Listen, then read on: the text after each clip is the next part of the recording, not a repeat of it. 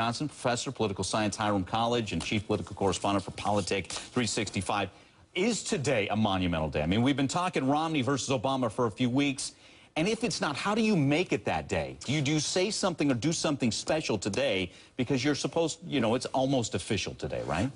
This is Mitt Romney trying to get excited about a birthday party that everybody knew was coming. So it's hard for him to bring that much excitement. So there's economic damage already as a result of this. What about the political fallout following this debacle?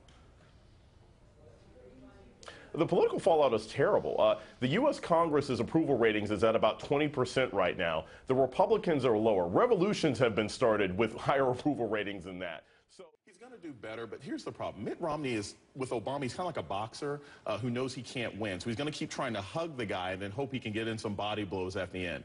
Romney knows he can't beat Obama on charm. He can't beat Obama on presentation. He can't beat Obama on intensity. But he hopes if he can keep the race close by talking about the economy, talking about gas prices, maybe there'll be an October surprise and he can pull off a knockout at the end. It's funny. If Rubio was on the Romney train, will the rest of the Tea Party warm up to him? Jason. Look, I mean, Ronald Reagan could appear in the sky like the Lion King and say, Mitt Romney is my candidate. And it's not going to make the Tea Party like this guy. I mean, look.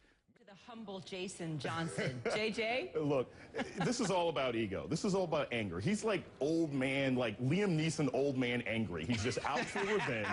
What did Peggy Noonan say? The angry little attack muffin? Exactly. I mean, he's all he wants to do is take down Mitt Romney for what Mitt Romney did to him in Iowa. So it doesn't really matter. Yeah. Newt Gingrich has no problem running a shoestring campaign. He did that all last year, but he is not getting out of this race. They're going to have to pry it out of his hands. All right. Will he make trouble tonight? I don't know if Bill Clinton's going to make trouble, but Bill Clinton's going to make sure his voice is heard. He's been very bitter about this campaign, and not to psychoanalyze him too much, but it's pretty clear to me and most other political observers that he's mad because Barack Obama has eclipsed his popularity. He's mad because Barack Obama has possibly taken a little bit of the shine off of his unofficial badge as the first black president. So in many respects, Bill Clinton might see tonight as an opportunity to redeem himself and to put the spotlight back on him before he and Hillary finally have to ride off into the sunset where Obama tries to concentrate in the last 2 months. Jason, unfortunately, we're getting a hard wrap. We're going to talk to you much more in the coming days, so you be good, and we'll check in with you later. Jason Johnson. Yeah, behave yourself. I'll see you guys It's a Republican. tomorrow. All right. Have you talked to anybody there at the convention yet who's questioning this pick, and particularly in light of the recent developments, her daughter announcing that she's pregnant, 17-year-old daughter? Well, I got a chance to speak to some of the Ohio delegation today, including Congresswoman Schmidt from the 2nd District. She says that Sarah Palin is outstanding. She said that up until last week, no one was calling for John McCain house signs, and now they're overflooded with calls. The state Republican Party in Ohio is flooded with calls now. People want information about Sarah Palin. They want road signs. They want house signs. They want bumper stickers. So maybe she is really doing something for the base. As the polls have shown, she's turned off independent voters, but she's rallied the hardcore Republican Party.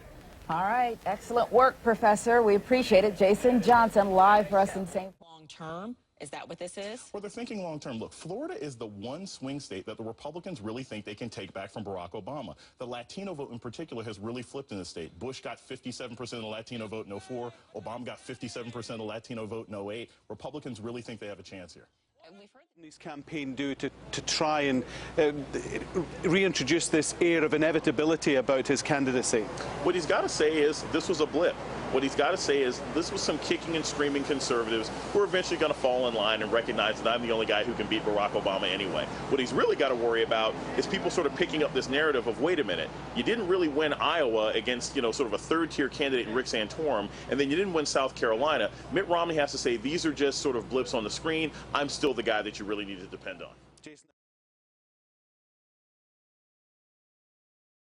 My previous experiences in Mexican elections, there are oftentimes arguments about not how they're going to solve the drug problem, but which party takes the most money from cartels and how they use it. There's a sense of committee didn't accomplish anything, and the reason why is because everybody's looking at their watch for November of 2012. Republicans think they're going to get a Republican president, so they have no incentive to negotiate now. Democrats think they're going to take the House back, so they have no incentive to negotiate now. So both sides are pretty much sitting on their thumbs thinking, I'm going to look like I'm attempting to pass policy, but really I just want to be able to point my finger at somebody else for the next 10 months. And the problem is in the situation. So we have legitimate bipartisan politics for maybe the first time in years, and they still can't get it done. What is Congress as a whole, Democrats and Republicans, what has it devolved into? It's devolved into a big food fight between kids. And everybody is throwing spaghetti, back and forth at each other. That's essentially what we have right now. You have Republicans who are in the Senate who know that they're running for re-election next year, and they want to show that they've done something. You have Republicans who are in safe seats in the House who say, look, I came to Congress as a Tea Party person to make sure I never voted in favor of a tax cut or in favor of any sort of tax increase. And you have Barack Obama who's just hoping that he can blame all of this on Congress so that he can get re-elected next year. So everyone has a different motivation, and none of the motivations seem to be able to work together. Well,